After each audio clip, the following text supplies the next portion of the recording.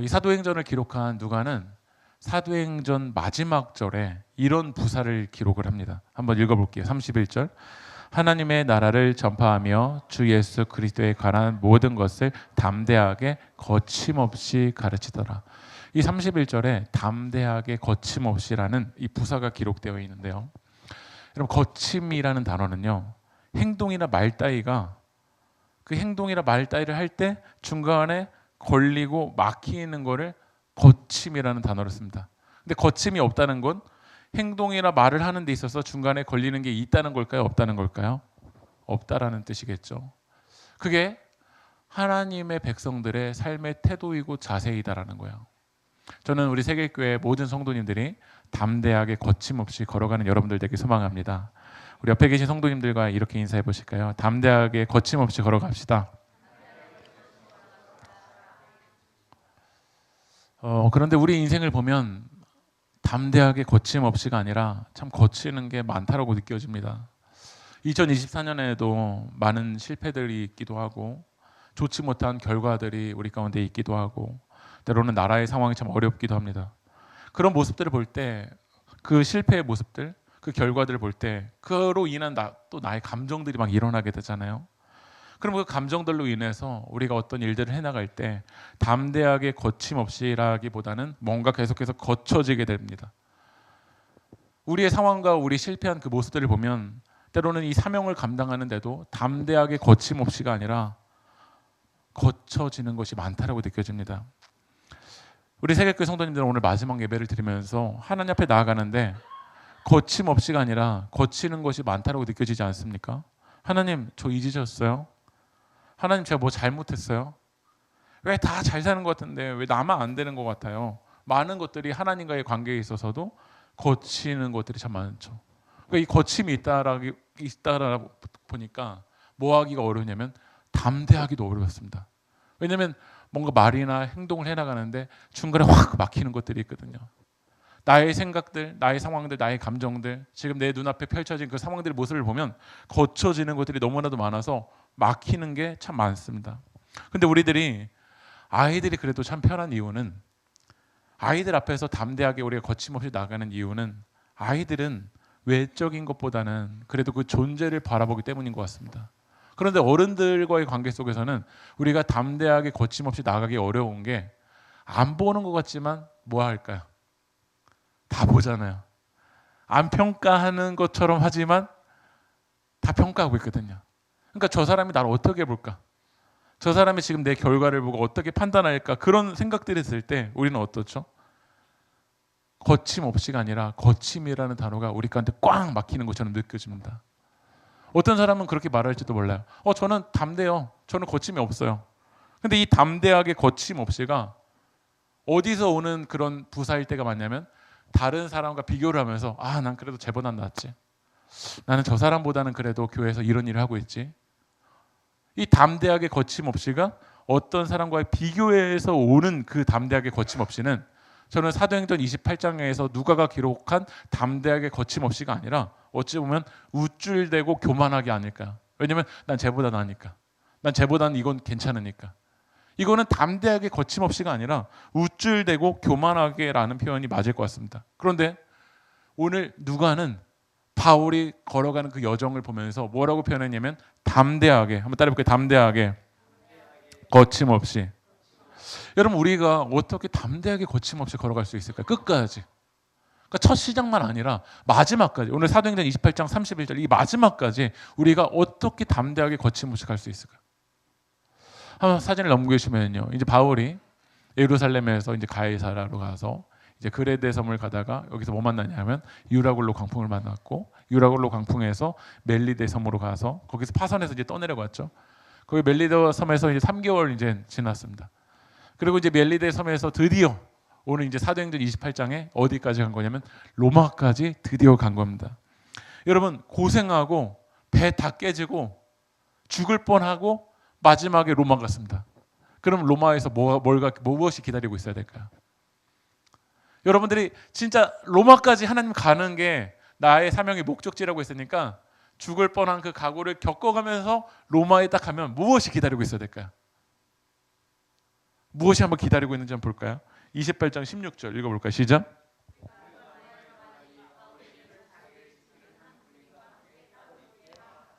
드디어 로마에 도착했는데 누가 기다리고 있죠? 바울을 지킨 한 군인이 기다리고 있었다는 거야. 당시 로마법에 의하면요, 죄수는 이 군인들과 묶여져 있어요. 쇠사슬에 묶여져 있어요. 그러면 바울이 지금 로마에 도착했는데 하나님의 목적지라고 생각하는 그곳에 왔는데 누가 기다리고 있냐면 군인이 있는데 그 군인이 자기를 쇠사슬에 묶고 있어요. 여러분들이 이런 상황을 마주하면 거침없이 담대하게입니까? 아니면 거침없이 담대하지 못하게입니까? 네. 하나님 이러려고 저 로마 보내신 거예요? 하나님과의 관계에서 꽉 막히는 게 생기지 않을까? 이러려고 저 쇠사슬에 묶으려고 여기까지 보내신 겁니까? 하나님을 생각할 때 꽉 막히는 게 있어요. 거침없이 담대하게 아마 아닐 거예요. 그리고 바울이 그 군인에게 쇠사슬에 묶여서 어디 있는지를 보면요, 30절 한번 읽어볼게요. 시작. 바울이 온 이태를 자기 셋집에 머물면서 자기에게 오는 사람을 다 영접하고. 이 셋집은 자가일까요? 세를 내야 되는 곳일까요? 셋집, 세를 내야 되는 곳입니다. 바울은 이 허름한 셋집에서 2년 동안 죄수의 신분으로 가택 연금되어 있는 겁니다. 그러니까 그 당시 로마에서는 이제 바울이 감옥이 뭐였던 거냐면 그 셋집에서 머무는 게 그게 감옥이었던 거야. 그것도 자가도 아니에요. 자기 이름으로 된 것도 아니에요. 우리도 이런 마음이 들죠. 고생했는데 내 힘으로 된 집 하나도 없고 내 이름으로 된 통장 하나도 없어. 그러면 거침없이 담대하게입니까? 거침이 있고 담대하지 못하게입니까? 사도행전 28장 24절로 한번 넘어가 볼까요? 읽어보겠습니다. 시작. 믿지 않은 사람도 있다는 거예요. 사역을 해나가는데 그 말을 믿는 사람도 있는데 안 믿는 사람, 바울의 말을 안 받아들이는 사람이 있다는 거예요. 올해 하나님께서 우리 새교육에 주신 사명이 당신 곁에 제가 있습니다인데 내 말을 안 받아들이는 사람 한 사람이 있다라고 생각할 때 우리 어떻죠? 거침없이 담대하게입니까? 아니면 계속 걸립니까? 저 사람 어떻게 평가할까? 내가 이렇게 사역하면 저 사람 나에게 뭐라고 말할까? 뒤에서 어떻게 평가할까? 이게 계속 걸려지기 때문에 어떨까요? 거침없이 담대하게가 아니라 계속 거치잖아요. 막히잖아요. 막히니까 담대하지 못하게 되는 모습이 아마 우리들의 모습이지 않을까요? 근데 저는 누가가 이 바울을 좀 미화시키려면 이 부분을 좀 빼야지 되지 않을까요? 바울의 세력을 막 확장시키려면 어떤 거 빼야 되냐면 새빵이라는 말은 그냥 삭제해도 되잖아요. 왜 하필 이 새빵이라는 단어를 넣어놨어요? 군인에게 묶여있다라는 말은 좀 삭제해야지 바울을 좀 미화시키지 않을까요?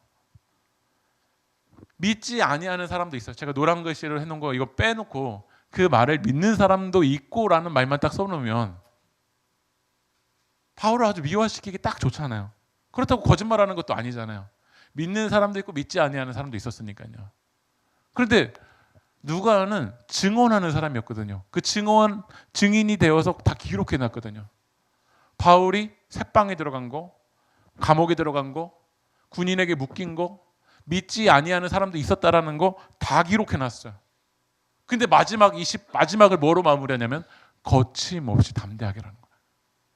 그랬다라는 것은 바울에게 있었던 거는 이 새빵이냐 새빵이 아니냐, 믿는 사람이 있냐 믿지 아니하는 사람이 있냐가 아니라 바울을 이끌고 가는 중심에는 어떤 힘이 있었다라는 거야. 그 힘이 뭐냐면 한 말씀 읽어볼게요.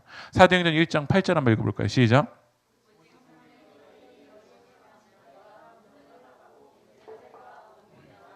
사마리아 땅끝까지 이르러 내 증인이 되리라 하시니라. 여러분 사도행전 1장부터 마지막 장까지 하나님의 사람들을 이끌고 왔었던 그 힘은 무엇이었냐면요. 한번 따라해 보겠습니다. 성령이 너희에게 임하시면. 여러분 처음부터 마지막까지 어떤 힘에 이끌려 가야 거침없이 담대하게가 될 수 있냐면 성령님이 우리의 힘이 될 때입니다. 여러분 유대인들은 여러분 말씀 보면 유대와 사마리아라고 되어 있는데요. 이 유대인의 관점으로 사마리아 땅을 볼 때 거치는 게 엄청나게 많았습니다. 왜냐하면 유대인들은 단일 민족 사상이 강해서 우리끼리만 결혼해야 돼. 우리끼리만. 근데 사마리아 땅은 아수르의 점령을 당하면서 아수르가 혼혈 정책을 펼쳤어요.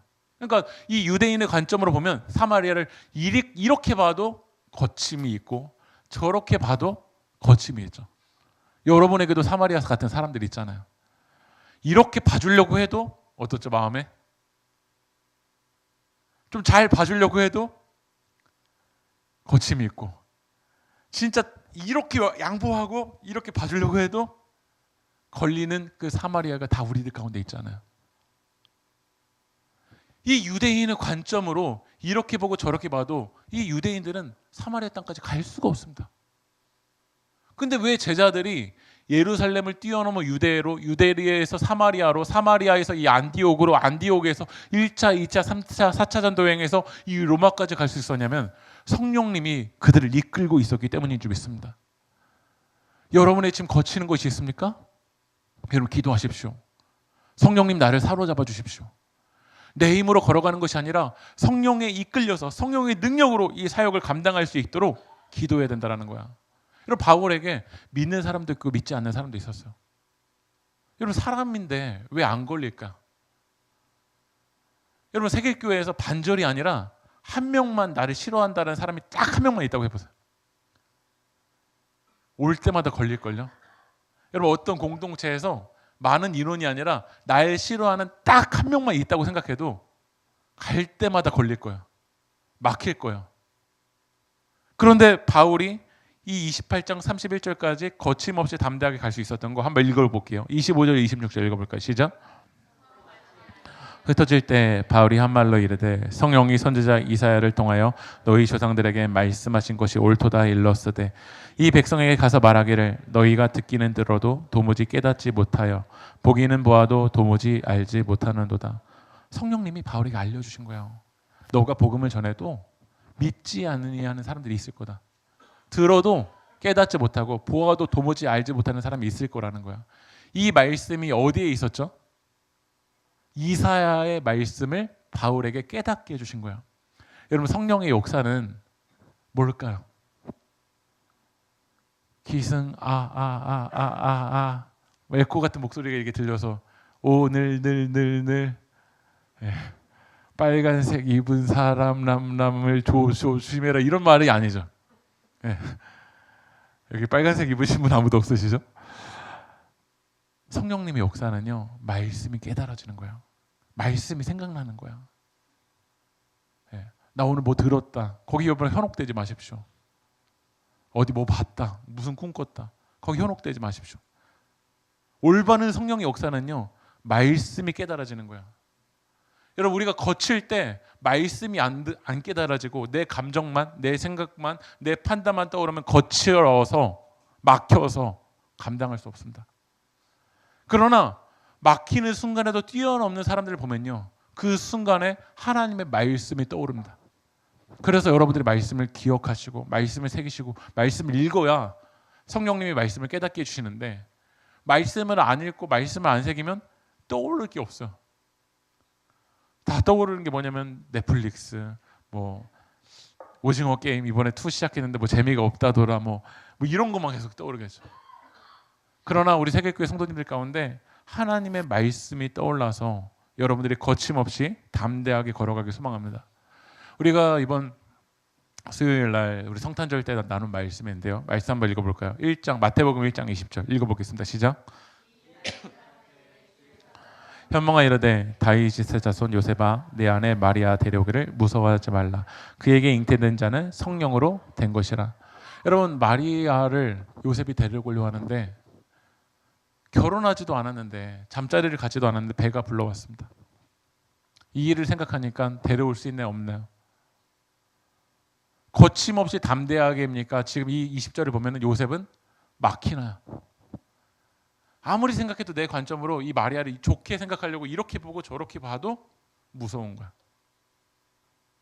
그런 요셉이 24절에 그의 아내를 데리고 올 수 있었던 그 연결고리는 무엇이냐면 성령이었어. 성령으로 된 것이라. 한번 따라해 보실까요? 성령으로 된 것이라. 여러분 가운데 성령의 관점이 열리길 주님의 이름으로 축복합니다. 내 관점으로 이 일을 생각하면 거침없이 담대하게 못합니다.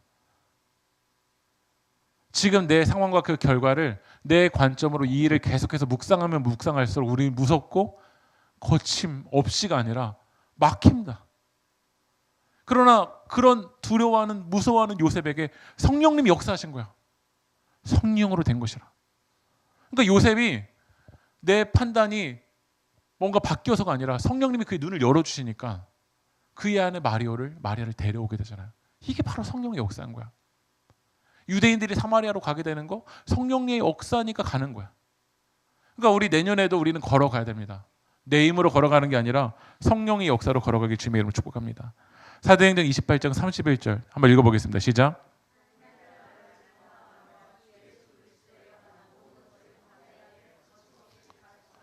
여러분, 사도행전의 마지막이 거침없이 담대하게인데요. 이 거침없이라는 단어가 헬라어로 아콜리토스라는 단어인데 뜻이 방해되지 않은 태도라는 거예요. 방해되지 않은 태도. 왜 방해가 안 될까요? 이 일을 생각하면 방해가 너무 되는데. 지금 내 상황과 내 실패한 모습을 보면 방해가 많이 되는데 왜 바울은 방해되지 않은 태도로 끝까지 복음을 전할 수 있었을까요? 그거는 바울이 전한 건 이 나라가 아니라, 이 세계가 아니라 무슨 나라였죠? 하나님 나라였습니다. 하나님 나라를 전하기 때문에 바울은 거침없이 담대하게 였던 겁니다. 제가 일산에 처음 이사 와서 개척했었을 때 교회에서 이제 1년을 살았던 적이 있었습니다. 그때 사람들이 저에게 다 물어봤습니다. 뭐라고 물어봤냐면 몇 단지 사냐? 그 인사가 그거였어요. 몇 단지 사냐? 그 당시 이 몇 단지 사냐, 유치원에 가서도 몇 단지 사냐, 동사무소에서 신고하려고 할 때도 몇 단지 사냐. 저는 단지가 없었거든요. 저희 교회가 2단지와 3단지 사이에 있었는데 2.5단지라고 해야 되나? 계속 걸리는 거예요. 이 세 개의 관점으로 사람들이 몇 단지 사냐. 그러니까 일산은 계획도시에서 제가 처음 이사를 오니까 계속 살다 보니까 이 몇 단지 사냐라는 말이 이제는 이해가 되더라고요. 근데 그 당시에는 몇 단지 사냐, 몇 단지 사냐, 몇 단지 사냐. 거침없이 담대하게가 아니라 계속 걸렸어요. 이런 말죽거리 잔혹사라는 영화가 있는데요. 거기 이런 대사가 나와요. 그 주인공이 이제 권상우인데 그 주인공이 그 영화상에서는 현수입니다. 현수. 근데 현수가 이제 짝사랑하는 사람이 생기면서 시험 성적이 이제 엉망이게 되었습니다. 그 시험 성적이 엉망이니까 아버지가 뭐라고 말하냐면 이렇게 말합니다. 나쁜 놈, 네가 사람이냐? 이걸 성적이라고 받아왔냐? 이따위 성적으로 대학? 등록금이 아깝다. 학교 때려치워. 대학 못 가면 뭔 줄 알아? 잉여인간이야, 잉여인간. 인간 떨거지 되는 거야. 이렇게 얘기를 합니다. 그게 1980년대. 그러니까 1980년대 세계관에서는 대학 가냐 대학 가지 않냐가 잉여인간이냐 잉여인간이 아니냐에 대한 관점인 거예요. 그 관점으로 세상이 평가하는데 거침없이 담대하게가 될까요? 지금은 인서울이냐 인서울 아니냐, 조물주 위에 건물주라는 말처럼 건물주냐 건물주가 아니냐, 그런 경제적인 사이즈, 자녀의 차이, 성격의 차이, 나의 외적인 거의 차이로 사람들이 이야기할 때 거침없이 담대하기가 아니라 우리들은 많은 것들이 걸려집니다. 그런데 바울이 전한 건 이 나라를 전했다면, 로마의 나라를 전파했다면 바울의 모습은 모든 것이 걸렸을 겁니다. 그러나 바울이 거침없이 담대하게 걸어갈 수 있었던 건 바울이 전한 이 나라는 이 로마의 나라가 아니라, 세상의 나라가 아니라, 비교의 나라가 아니라 생명의 나라, 영원한 하나님 나라를 전파했기 때문에 바울은 담대하게 전할 수 있었습니다. 그 하나님 나라가 뭘까요? 23절 한번 읽어볼까요? 시작. 바울이 아침부터 저녁까지 강론하여 하나님의 나라를 증언하고 모세의 율법과 선지자의 말을 가지고 예수에 대하여 권하더라. 그 하나님 나라는 어떤 나라냐면요, 모세의 율법과 선지자들이 예언한 예수를 통해서 임하는 하나님 나라. 내가 다스리는 나라가 아니라 예수를 통해서 하나님이 다스리시는 나라가 바로 하나님 나라입니다. 그 하나님 나라의 생명이 있고 그 하나님 나라가 영원하기 때문에 바울은 그 하나님 나라를 전한다는 그 믿음 때문에 뭐 할 수 있었냐면 거침없이 담대하게 했어요. 여러분, 어떤 사람들이 어떤 세계관을 가지고 있냐에 따라서 거침없이 담대하게가 아니라 막히는 것 같아요. 여러분, 제가 유치원 다닐 때는 어디 세계관이 끝이냐면요, 동네 앞에 슈퍼, 그 슈퍼에 가서 아이스크림을 못 먹는다? 오늘 하루가 끝난 것처럼 느껴졌습니다. 근데 마트의 세계관을 뛰어넘는 사람에게는 마트에서 이 과자를 먹고 안 먹고가 그게 거침없이 담대하게잖아요. 왜냐면 그게 인생의 전부가 아니니까요. 중학교 친구가 시험을 봤는데 망쳤다. 여러분, 그걸 보시면서 그게 끝이야, 너 인생 끝났어 라고 말하지 않으실 거예요. 왜냐면 고등학교, 대학교, 다른 세계, 다른 시험, 다른 고난, 다른 세계관으로 바라볼 때 그거보다 더 큰 세계가 있고, 그거보다 더 큰 가치가 있고, 그거보다 더 큰 생명이 있다는 걸 바라보는 사람들은 중학교가 시험이 끝났다, 내 인생 끝났다라고 말하는 사람들에게 다른 말을 할 거야. 그렇다면 우리는 하나님 나라를 받아들이고 있잖아요. 예수를 통해서 여러분에게 하나님 나라가 시작됐습니다. 여러분 믿으십니까? 여러분, 지난 제 45회 청룡 영화상에서 오프닝으로 이제 공연을 했던 사람이 누구냐면 이찬혁입니다. 근데 이찬혁이 청룡 영화제에서 공연을 하는데, 영화제에서 이제 가수들이 공연을 하는 거를 사람들은 뭐라고 하냐면 거기는 그냥 죽음이라는 거예요. 걸그룹의 무덤, 가수의 무덤이라고 얘기를 해요. 왜냐하면 이 자리에 있는 관객들이 다 영화 배우들, 뭐 이제 연기의 그 예술성의 절정에 있는 사람들이잖아요. 그렇다라고 우리가 평가하는 사람들이 그 자리에 있으니까요, 웬만큼 공연을 잘해서는 환호하지 않는 모습이 그동안 비춰져 있었거든요. 근데 이번에 이찬혁이 이 공연을 한 이 모습을 보면서 많은 사람들이 진짜 이 이찬혁을 다르게 생각을 했었어요. 근데 이 영상을 제가 찾아서 보니까 이찬혁이 이제 그 공연을 하면서, 노래를 하면서 마지막이 뭐였냐면 관이었습니다. 관. 그리고 이찬혁이 이 관에 들어가는 것을 통해서 마지막을 마무리했었어요. 근데 이 이찬혁이 이때 부른 노래가, 마지막에 부른 노래가 어떤 노래냐면요, 장래 희망이라는 노래예요. 장래 희망이 아니라 장례식 할 때 그 장래 희망이에요. 근데 그 가사를 제가 한번 읽어드릴게요. 한번 넘겨주시면요. 한번 넘겨주실까요? 아는 얼굴 다 모였네 여기에. 여기가 어딜까요? 네, 장례식장이겠죠. 한 공간에 있는 게 다 신기해. 모르는 사람이 계속 우는데 누군지 이제 기억이 안 나서 미안하다는 거예요. 근데 그 다음 가사 읽어드릴게요. 종종 상상했던 내 장례식엔 뭐죠? 축하와 환호성, 또 박수갈채를 그동안 이걸 소망하면서 왔던 거야. 이 장례식이 울음바다가 아니라 자기는 파티가 됐으면 소망하며 왔어요. 왜죠? 천국, 하나님 나라를 소망하고 있기 때문에 그래요. 그 다음 가사 넘기시면요, 오자마자 여기가 어디일까요? 하나님 나라. 이제 하나님 나라에 오니까 내 몸집 막 1,500가 되는데, 거기서 커다란 사자와 뭐를 먹었죠? 친구를 먹었는데 땅 위의 단어들로는 표현을 못해. 이 모습을 사진을 못 보내는 게 너무 아쉽다라는 거야. 그 다음 넘겨주실까요? 모두 여기서 다시 볼 거라는 확신이 있는 거야. 내 마음을 다 전하지 못하는 게 아쉽네. 그 다음 가사. 그 다음에 이 청룡영화제에서 딱 이 가사가 울려 퍼졌어요. 할렐루야, 꿈의 왕궁에 입성한 아들을 위해. 할렐루야, 함께 일어나 춤을 추고 뛰며 찬양해라는 가사가 이 청룡영화제에서 울려 퍼지더라고요. 만약에 이찬혁이 외모의 세계관으로 그 무대를 이끌어갔다, 예술성만으로 그 무대를 이끌어갔다, 수많은 비교 속에서 거치는 게 됐을 거야. 근데 저는 이찬혁이 이 관을 통해서 사람들에게 이야기하는, 너의 끝을 봐봐 한번. 너의 인기가 정말 끝인가? 이 나라가 끝인가? 한번 이 관을 통해서 우리의 마지막과 시작이 어디 있는지 너희들 읽어봐. 그 시작과 마지막이 하나님께 있다는 믿음을 가진 사람은 그 시간 거침없이 담대하게 할렐루야로 찬양을 하더라고요. 한번 보여주실까요?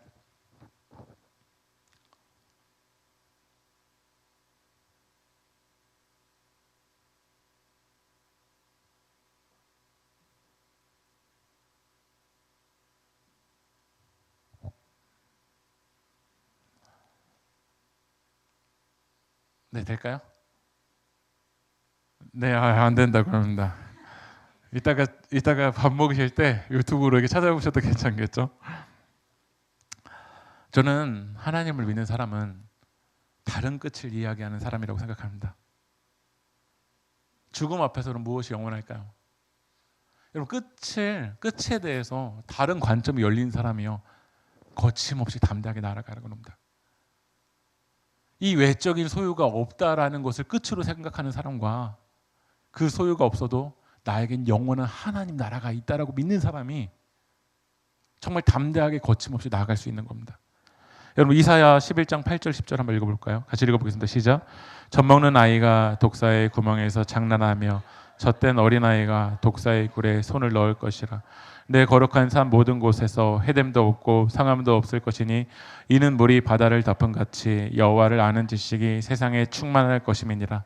그날에 이새의 뿌리에서 한 싹이 나서 만민의 기치로 설 것이요 열방이 그에게로 돌아오리니 그가 거한 곳이 영화로우리라. 젖먹는 아이가 독사의 구멍에다 손을 넣으면 어떻게 되죠? 물려서 죽어야 되잖아요. 그런데 뭐라고 하죠? 그 하나님 나라는 해됨이 없다라는 거야. 해됨이 없다라는 거야. 상함도 없다라는 거야. 물이 바다를 덮는데 이 여호와의 아는 지식이 충만한 그 나라, 그 나라를 소망하는 사람이 거침없이 담대하게 나가. 이 장래희망이라는 가사가, 여러분, 이찬혁도 그 선교사님의 이제 자녀지 않습니까? 아마 이사야 말씀을 저는 읽고 썼다라고 생각이 들어요. 아, 하나님 나라를 소망하고 영원한 하나님 나라를 소망하니까 거기서 할렐루야를 찬양하고 있구나. 오늘 우리들이 아까 전에 찬양했던 찬양의 가사를 보면요, 넘기시면요, 사막이 샘이 넘쳐요. 여러분의 상황이 사막 같습니까? 그러나 끝을 다르게 보는 사람은요, 사막에서도 샘이 넘쳐 흐를 줄 믿습니다. 사막에서도 꽃이 피어 향이 납니다. 왜냐하면 주님이 다스리니까. 우리가 바라보는 건 그 주님의 나라입니다. 하나님 나라는 하나님이 다스리신 나라입니다. 찬양해 볼까요? 시작. 사막에 샘이 넘쳐 흐르리라. 사막에 꽃이 피어 양내 내리라. 주님이 다스릴 그 나라가 되면은 사막이 꽃동산데, 2절 사막에 숲이 우거지리라. 사막에 예쁜 새들 노래하리라. 주님이 다스릴 그 나라가 되면 사막이 낙원되리라. 사자들이 어린 양과 뛰놀고 어린이들 함께 뒹구는 참 사랑과 기쁨의 그 나라가 이제 속히 오리라. 할렐루야. 여러분, 우리 그 나라를 사랑하고 그 나라를 사모하는 사람들이잖아요. 이 나라가 전부였다면, 이 나라가 전부라면 우리 많은 것들이 거침일 거예요. 막힐 거예요. 근데 왜 우리가 끝까지 거침없이 담대하게 했냐면 이 나라가 끝이 아니잖아요. 여러분에게 지금 마주한 그 모습이, 그 찰나가 끝이 아니잖아요. 우리가 바라보는 나라는 영원한 하나님 나라잖아요. 하나님이 다스리는 나라잖아요. 사자들이 어린 양과 뛰노는 나라잖아요. 어린이가 독사뱀에 손을 넣어도 물리지 않는 상함이 없는 그 평화의 나라를 우리는 소망하잖아요. 저는 이제 사무엘하의 말씀만 나누고 이제 마치려고 하는데요. 이번 주에 우리가 사도행전도 끝나고 지난 금요일에 이제 출애굽기도 이제 강해를 끝났는데요. 출애굽기 마무리하면서 성막에 대한 말씀을 나눴어요. 성막에 대한 말씀을 나눌 때 이 성막 안에 뭐가 있냐면 지성소에 법궤가 있습니다. 그 법궤는 무엇을 상징하냐면 하나님의 임재를 상징해요. 근데 그 법궤가 이스라엘 백성들이 타락했을 때, 변질됐을 때 블레셋에게 빼앗겼거든요. 근데 블레셋에 빼앗겼던 그 법궤를 이제 다시 다윗이 가지고 오는 거예요. 다윗이 언제 진정한 춤을 추는지 봤더니요, 법궤가 돌아올 때, 다시 말하면 하나님이 다스리는 나라가 될 때입니다. 왜냐하면 그 나라가 영원하고 그 나라의 생명이 있기 때문에 그렇습니다. 근데 그 법궤가 돌아올 때 막히는 사람이 있었어요. 그게 누구였냐면 다윗의 아내 미갈이었습니다. 사울의 딸. 다윗이 막 춤을 추고 막 하나님을 노래하는데 미갈이 이 모습을 보니까 뭐라고 하냐면요, 사무엘하 6장 20절 읽어볼까요? 시작. 사울의 딸 미갈아 나와서 다윗을 맞으며 이르되 이스라엘 왕이 오늘 어떻게 영화로우신지 방탕한 자가 염치 없이 자기 몸을 드러내는 것처럼 오늘 그의 신복의 계집종의 눈앞에서 몸을 드러내셨도다 하니, 뭐라고 하냐면 마음에 거침없이 그냥 딱 막히는 거야. 어떻게 내 남편이 그렇게 방자하게 방탕해 보이게 그렇게 춤을 추냐라는 거야. 왜냐면 아직도 내 나라가 주인이 되어 있기 때문에. 내가 왕이 되어 있으면 어떻게 이런 모습을 보여? 어떻게 내 남편이 이런 모습을 보여? 왜냐면 내가 주인이니까요. 그러나 다윗은 누가 나에게 미쳤다고 하고 누가 나에게 손가락질해도 거침없이 담대하게 찬양했습니다. 다윗이 이 하나님의 법궤를 마주하면서 쓴 시가 시편 24편 7절부터 10절인데요. 우리 큰 목소리로 한번 같이 읽어볼까요? 시작. 문들아 너희 머리를 들지어다. 영원한 문들아 들릴지어다. 영광의 왕이 들어가시리로다. 영광의 왕이 누구시냐? 강하고 능한 여호와시오. 전쟁에 능한 여호와시로다. 문들아 너희 머리를 들지어다. 영원한 문들아 들릴지어다. 영광의 왕이 들어가시리로다. 영광의 왕이 누구시냐? 만군의 여호와께서 곧 영광의 왕이시로다. 여러분 믿으십니까? 이 믿음이 있는 사람이 거침없이 담대하게 마지막까지 하나님을 찬양합니다. 다윗이 찬양합니다. 문들아 머리를 들지어다. 영광의 왕이 누구냐? 우리 인생에 강한 능한 여호와, 전쟁에 능한 여호와, 그분이 우리의 삶 가운데 임할 때 우리에게 소유가 없고 우리에게 실패한 모습이 있고 연약한 모습이 있어도 주님이 함께하는 그 나라가 영원한 나라인 줄 믿습니다. 여러분 믿으십니까? 우리 그 나라를 소망하며 우리 함께 찬양합시다. 주의 나라가 임할 때 하나님 임재하실 때 예배가 회복되며 기적은 일어나네. 전능하신 주 영원한 능력의 통치자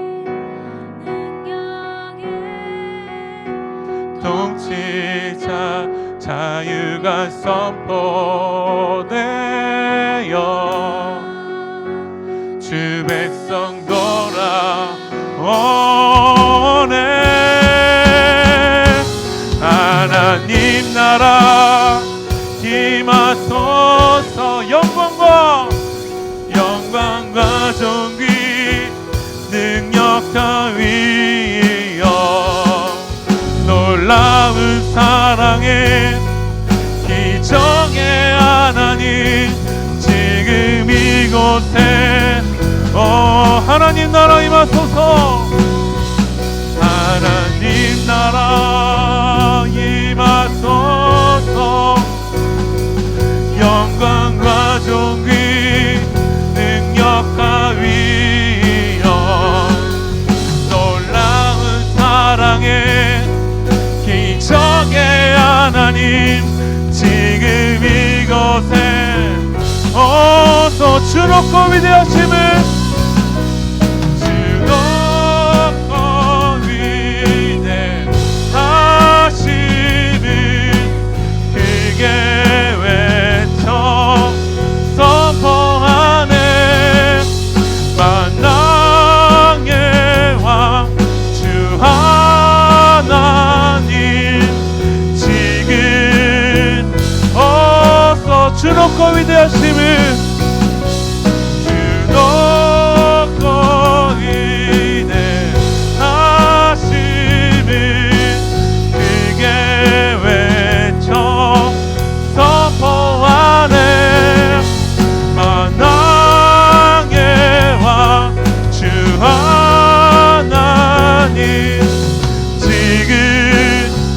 우리 마지막으로 고백합니다. 주 높고 위대하심을, 주 높고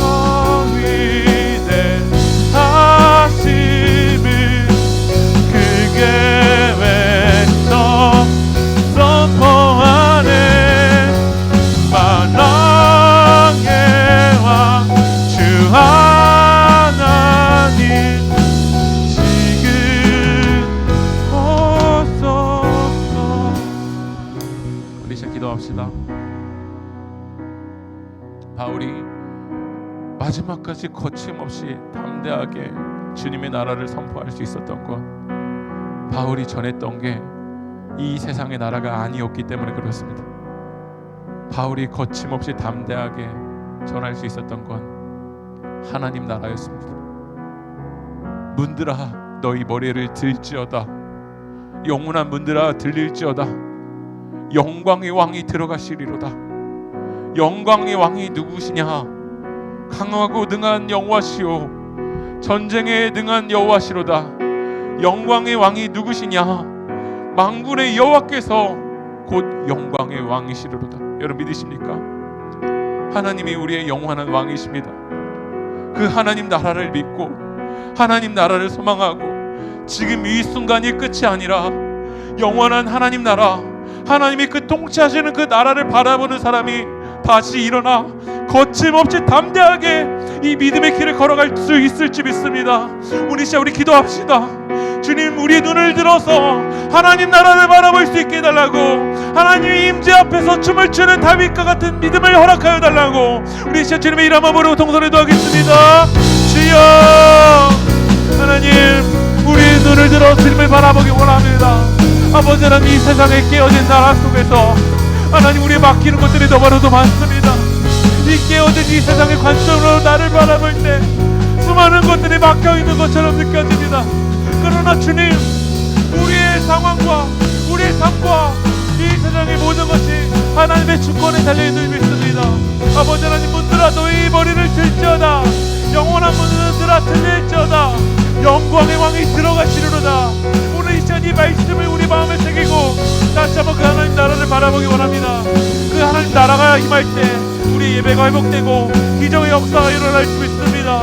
영원하신 하나님, 능력의 통치자 되신 주님, 오늘 시간 그 하나님이 우리 가운데 임할 때 자유가 선포되고 주님의 백성이 돌아오고 아버지 우리의 삶 가운데 영광과 존귀와 능력과 위엄에 놀라운 하나님이 우리 가운데 역사하여 주실 수 있습니다. 그 하나님이 우리 모든 것입니다. 그 하나님을 통하여서 아버지 우리 삶이 회복될 수 있습니다. 우리의 아버지 하나님의 연약함이 회복될 수 있습니다. 그 주님 우리 가운데 임하여 주시옵소서.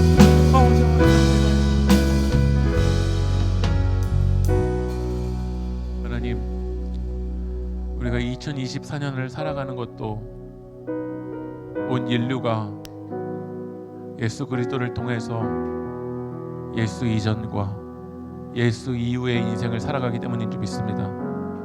주님,